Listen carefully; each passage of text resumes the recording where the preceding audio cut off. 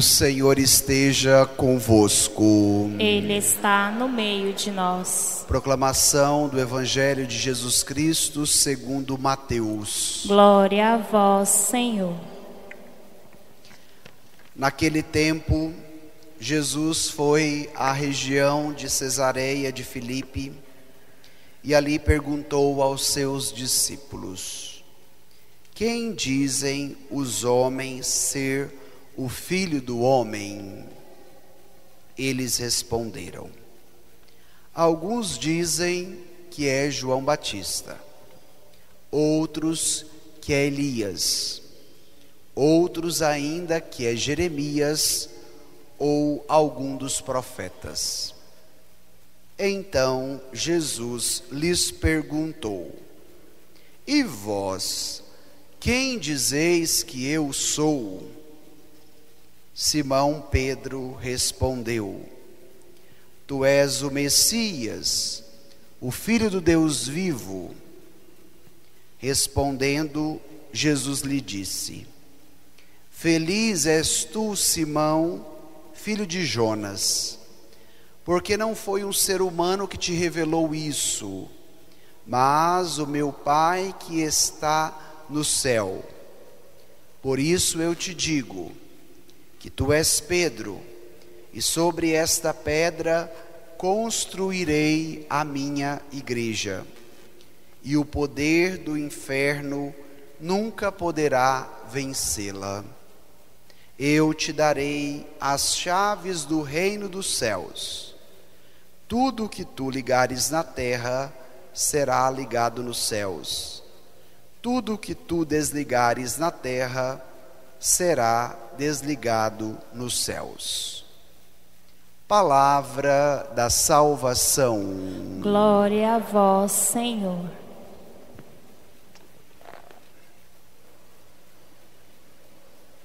Peçamos neste momento a luz do Espírito Santo a nos iluminar, para que esta palavra escutada e agora meditada caia no nosso coração e produza frutos de salvação. Amém. Irmãos e irmãs,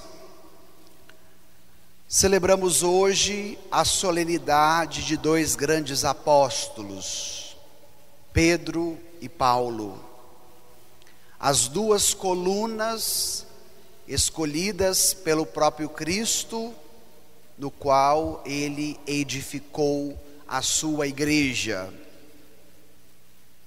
Pedro, com a sua capacidade de estar perto do Senhor, de acolher o seu chamado, o seu seguimento, mesmo em meio às intempéries e dificuldades, que inclusive o levaram a negar Jesus, mas depois o arrependimento de chorar amargamente por aquilo e retomar o seu caminho de fé. Podemos dizer que Pedro está sob o baluarte do seguimento. E Paulo, podemos dizer que é a outra coluna que evidencia a dimensão evangelizadora da igreja.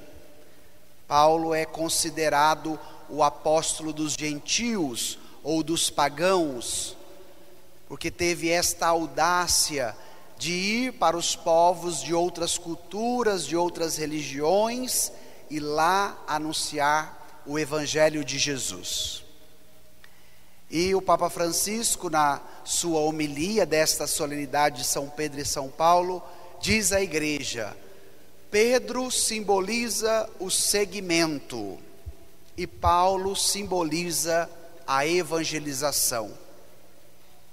E estes são os critérios que nos vinculam à Igreja de Cristo. Em primeiro lugar, seguindo a Ele e depois, consequentemente, levando a sua palavra a todos aqueles que a necessitam. E as leituras que acabamos de ouvir vão girar em torno deste mistério que hoje celebramos. E eu gostaria de retomar o Evangelho de hoje, porque ele nos traz uma pedagogia bastante interessante, tanto do segmento quanto da evangelização. Então tome aí o seu folheto, Mateus capítulo 16, vamos ali nos versículos 13 e 14. Encontraram? Vamos ler juntos? Naquele tempo, Jesus foi à região de Cesareia de Filipe e ali perguntou aos seus discípulos: quem dizem os homens ser o Filho do Homem? Eles responderam: Alguns dizem que é João Batista, outros que é Elias, outros ainda que é Jeremias ou algum dos profetas. partamos da região aonde Jesus está. Nos disse o texto que é em Cesareia de Filipe, uma cidade que foi construída para homenagear o imperador romano daquela época, chamado César. Todo Israel estava sob o domínio do Império Romano, e sendo o imperador César construída uma cidade em sua homenagem, ela recebe o nome de Cesareia. Geograficamente, Cesareia de Filipe está próxima às nascentes do Rio Jordão, a fonte de água doce que alimenta todo Israel, o lugar por excelência onde João batizava, o lugar onde Jesus também será batizado. E depois, consequentemente, Cesareia de Filipe já estava na fronteira com os povos pagãos. E vai ser nesta região geográfica, que se torna também região teológica, que Jesus faz uma pergunta aos seus discípulos. Uma pergunta crucial para o caminho que Jesus estava fazendo. Quem dizem os homens ser o Filho do Homem? É muito interessante como as perguntas têm o poder de mexer conosco. Muitos de vocês, de repente, têm os filhos ainda crianças. E de repente, a meninada faz pergunta para o pai, para a mãe, para o avô e para a avó, que eles ficam perdidos diante da pergunta de uma criança. Tem pergunta que nos desconcerta. O padre Adroaldo Palaoro diz que, na maioria das vezes, as perguntas mexem mais conosco do que as respostas. E agora os discípulos são sacudidos por essa pergunta que Jesus lhes faz. Quem dizem os homens ser o Filho do Homem? Jesus estava perguntando sobre si. O título Filho do Homem é um título apocalíptico. É o título que o Antigo Testamento escolhe para denominar o Messias. Então, ao perguntar sobre o Filho do Homem, Jesus estava falando sobre si. Mas é muito interessante a pedagogia de Jesus, porque ele não queria fazer uma enquete para saber sobre a sua popularidade. Mas a pergunta de Jesus se torna crucial diante do caminho que ele já estava percorrendo, contando com a ajuda dos discípulos. E a primeira resposta, ela parte do senso comum. Ela é um tanto quanto confusa, porque o que eles vão responder? Uns dizem que és João Batista, outros dizem que és Elias, outros ainda que é Jeremias ou algum dos profetas. Essa resposta, ela não está errada, mas ela está limitada. Porque equiparar Jesus a um profeta do Antigo Testamento é muito pouco. Jesus é, por excelência, o profeta do Pai. O profeta no Antigo Testamento era o escolhido por Deus para ser a boca de Deus, para levar a sua palavra ao povo de Israel. E isso era pouco para Jesus, porque Jesus é, por excelência, a palavra do Pai. E vem para anunciá-lo. Então a resposta não estava totalmente errada, mas ela estava incompleta. E aí poderíamos perguntar, o que esse evangelho tem a ver com a nossa vida? A pergunta que Jesus faz aos discípulos, hoje ele faz a mim e a você. Por isso podemos traduzir esta pergunta de maneira mais facilitada para nossa compreensão.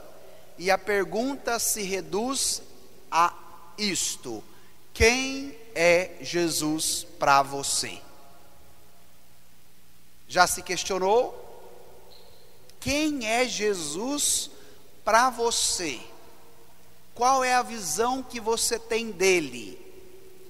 Qual é a relação estabelecida com ele ao longo da sua história para que você o conheça? De dizer que é católico há tantos anos não consiste numa resposta concreta de quem é Jesus na minha vida. E agora nós vamos ver o que faz a diferença diante desta pergunta. Voltemos ao texto. Olhe aí agora nos próximos versículos. Tomemos os versículos 15, 16 e 17. Vamos ler juntos? Então Jesus lhes perguntou: e vós, quem dizeis que eu sou? Simão Pedro respondeu: tu és o Messias, o Filho de Deus vivo. Respondendo, Jesus lhe disse: feliz és tu, Simão, filho de Jonas, porque não foi um ser humano que te revelou isso, mas o meu Pai que está no céu. Pela segunda vez, Jesus repete a pergunta. Enquanto o senso comum o compreendia no máximo como um profeta do Antigo Testamento, agora era necessário que os discípulos, depois de caminhar com Jesus, de deixar tudo para segui-lo, de experimentá-lo ao longo desta jornada, responder quem ele era. E a forma como Jesus faz a segunda pergunta, já está contida a resposta: e vós, quem dizeis que eu sou? Qual é o nome de Deus no Antigo Testamento? Quando Moisés está diante da sarça ardente, ele pergunta o nome de Deus. E qual a resposta que Deus lhe dá por meio da sarça? Eu sou o que sou. Qual é o nome de Deus do Antigo Testamento? Eu sou. Como Jesus dirige a pergunta agora aos seus discípulos? E para vós, quem eu sou? Jesus faz a pergunta, dando-lhes a resposta. E aí Pedro, considerado a cabeça do grupo dos 12, o porta-voz do discipulado, toma a palavra e não só dá uma resposta diante de uma pergunta. Vai dizer Bento XVI que Pedro faz uma profissão de fé. E qual a resposta de Pedro? Tu és o Messias, o Filho do Deus vivo. Vamos repetir juntos essa frase? Tu és o Messias, o Filho do Deus vivo. Aqui está uma profissão de fé, de não reconhecer Jesus apenas como um dos grandes da história das religiões, de não considerar apenas Jesus como um espírito evoluído, como diz muitas religiões, de não só considerar Jesus como um grande que foi capaz de curar pessoas e de fazer a diferença, mas de reconhecer Jesus como Messias, como Salvador, como Filho do Deus vivo. E a partir desta profissão de fé, Jesus toma a livre decisão de ir a Jerusalém. A teologia bíblica afirma que a profissão de fé que Pedro externaliza em Cesareia de Filipe vai, de certo modo, orientar o caminho de Jesus rumo à sua paixão e à sua ressurreição, porque a obra na qual ele realiza diante do mistério pascal seria perpetuada pela fundação da igreja. E a profissão de fé de Pedro possibilita a Jesus este caminho. Então nós gastaríamos várias horas para a compreensão apenas desta frase: Tu és o Messias, o Filho de Deus. E o nosso tempo não nos permite mergulharmos nesta profissão de fé de Pedro, mas ela nos aponta para a essência, para o mistério pascal de Cristo e, consequentemente, para o desdobramento disso, a fundação da igreja. Se Pedro faz uma profissão de fé, ela é consequência do que ele experimentou com Jesus.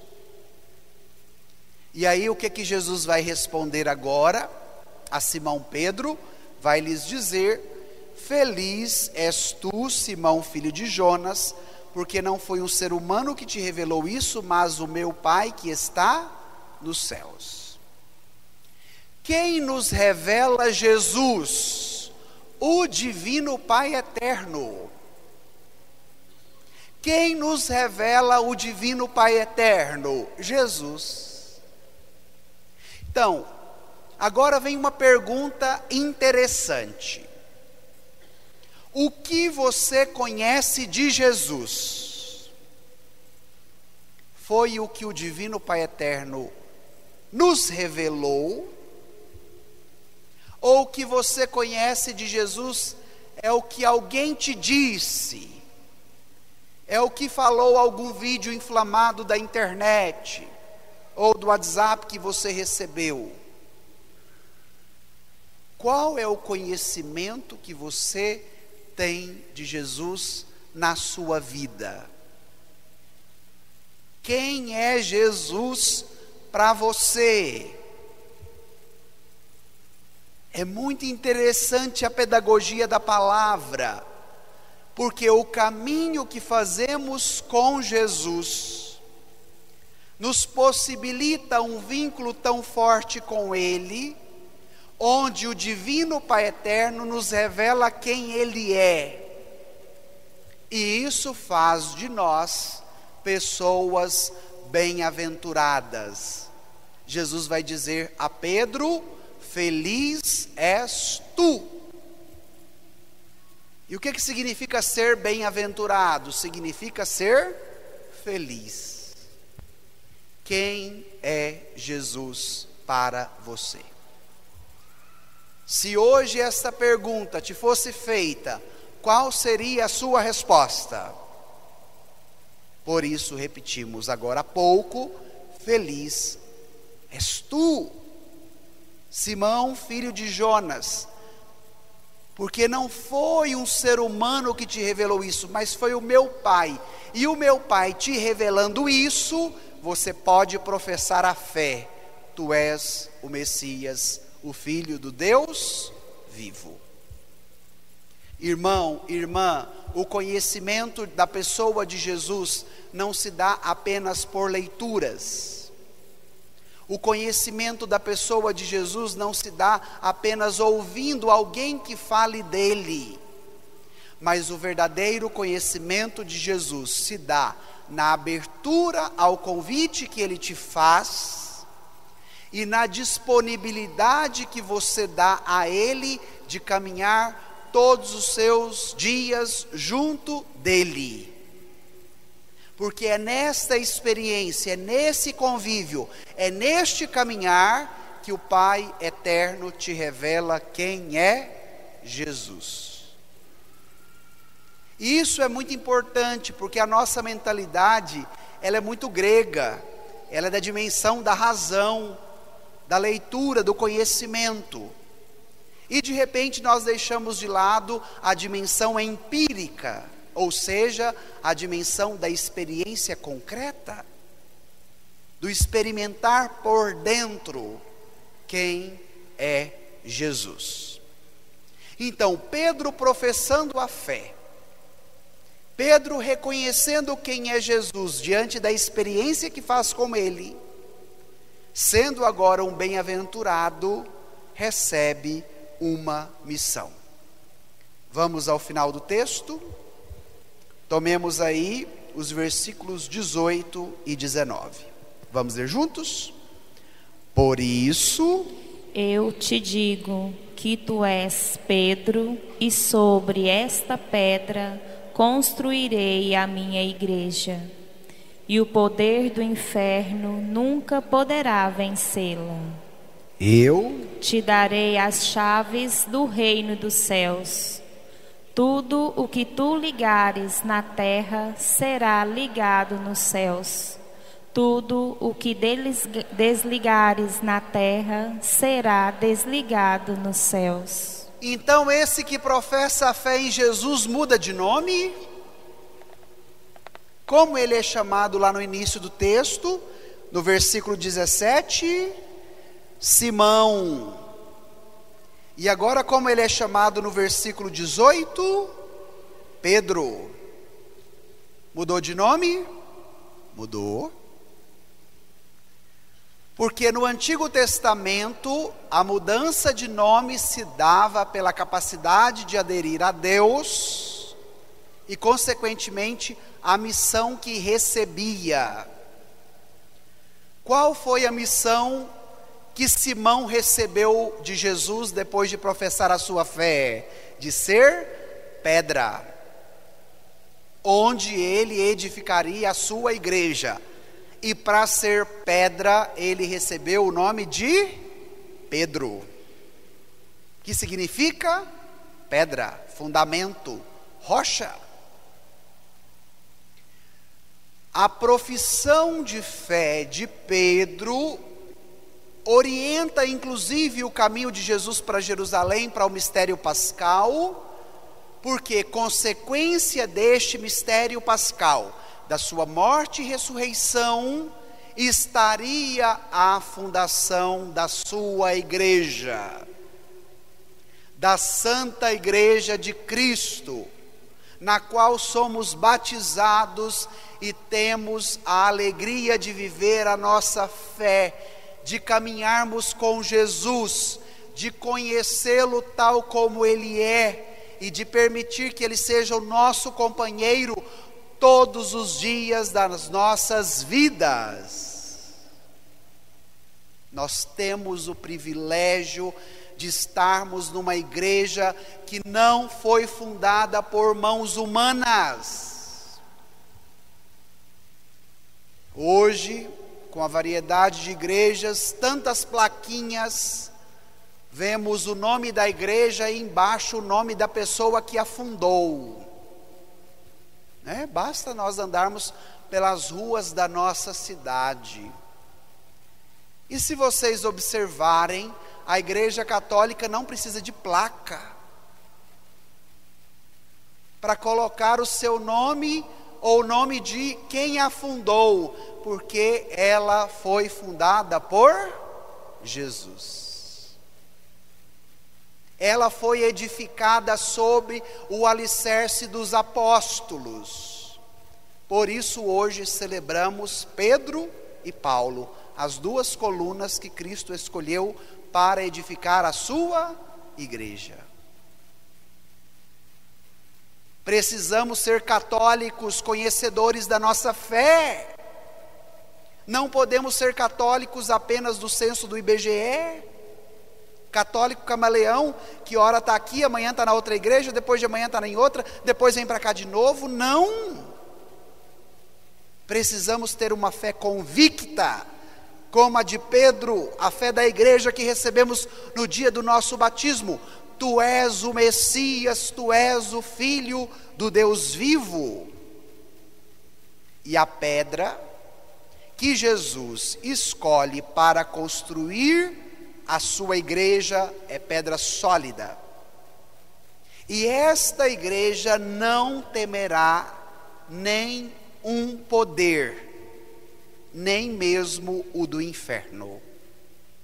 Porque Jesus reveste a sua igreja, pelo mistério da cruz e da ressurreição, da sua força, que é capaz de vencer todo o mal.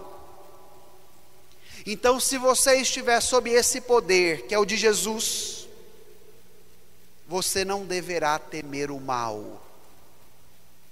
A igreja de Jesus subsiste a todos os desafios da história há mais de 2000 anos, porque nem uma força maligna poderá vencê-la. Ela pode até diminuir, ela pode reorientar a forma de ser, mas ela não se acabará enquanto a humanidade existir sobre a face da terra. E você, como batizado na Igreja Católica, faz parte desta igreja, está sob esta tutela e é revestido desta força, a força do Cristo, crucificado e ressuscitado, que vence todo o mal. Por isso, ele repete a Pedro, ele repete à igreja, ele repete a mim e a você: o poder do inferno nunca poderá vencê-la. Imagine a alegria de ser católico. Imagine nós a graça que recebemos do batismo na Santa Igreja Católica Apostólica Romana, edificada por pessoas humanas, frágeis, debilitadas, como foi o caso de Pedro. Mas é nesta debilidade que a força de Deus manifesta, que a força de Deus reina, porque é Ele mesmo que constrói a sua igreja, mas para construí-la quer a nossa ajuda.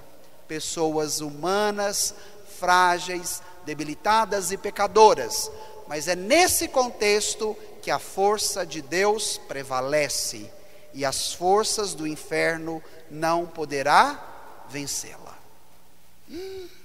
Que maravilha celebrar São Pedro e São Paulo e ouvir esse evangelho. E Jesus encerra dizendo que dará a Pedro as chaves do reino dos céus. Se vocês olharem aqui no estandarte, onde está a imagem de São Pedro e de São Paulo, a imagem de Pedro possui duas chaves na mão. Uma que tem o poder de ligar e a outra que tem o poder de desligar. Padre Max, como que isso acontece de maneira prática? Através da igreja, o que significa a chave que liga e a chave que desliga? Vamos tomar os sacramentos. Quando uma pessoa é batizada na Igreja Católica, o que ela se torna? Filha amada de Deus. Antes do seu batismo, ela é apenas criatura de Deus. Mas depois do batismo, ela se torna filha de Deus. E ela recebe como herança a vida de Deus na sua vida. Então, o que isso significa? Ela foi ligada aos céus, por meio do seu batismo. Um exemplo do que é ligar. Agora vamos tomar um outro exemplo do que é o desligar. Quando nós chegamos com a consciência pesada, com o coração angustiado, diante dos erros e dos pecados que cometemos, e fazemos uma boa confissão, recebemos no final dela o perdão e a misericórdia de Deus, que nos tira o peso do pecado e que nos absolve, nos dando o seu perdão. O que aconteceu? Os nossos pecados foram desligados, foram apagados, foram perdoados. E esta graça só na Igreja de Jesus Cristo. Nas outras, mesmo sendo cristãs, não existe isso. O poder de ligar e de desligar que Jesus dá a Pedro. E aí poderíamos fazer uma última pergunta para encerrarmos a nossa reflexão. Quem é Pedro hoje, no ano de 2023, para a Igreja de Jesus? Francisco. Hoje, o sucessor de Pedro se chama Francisco. E por meio da igreja que ele conduz, a Igreja de Cristo, é que nós temos as chaves do reino dos céus, que liga e desliga. Cuidado com os vídeos inflamados ideológicos que te contaminam contra o sucessor de Pedro, que se chama hoje Francisco. Cuidado com esses discursos sectários que querem dividir, que querem te contaminar, inclusive contra a igreja e contra o sucessor de Pedro. Bento XVI diz que as duas dimensões intrínsecas deste momento crucial do caminho de Jesus é a catolicidade e a unidade, caminhar juntos. Então, se algum padre, se alguma freira, se algum pregador quiser te doutrinar para que você não caminhe na unidade da igreja, caia fora dele ou dela. Porque as duas dimensões consistem na catolicidade e na unidade da igreja. Então, irmãos e irmãs, que nesta solenidade de São Pedro e São Paulo, nós renovemos a nossa fé na Santa Igreja de Cristo, que é una, que é santa, que é apostólica e que é católica, na qual fomos batizados e somos destinatários da graça que Cristo concede a Pedro, aos demais discípulos, à sua igreja, a mim e a você. Louvado seja o nosso Senhor Jesus Cristo. Para sempre seja louvado.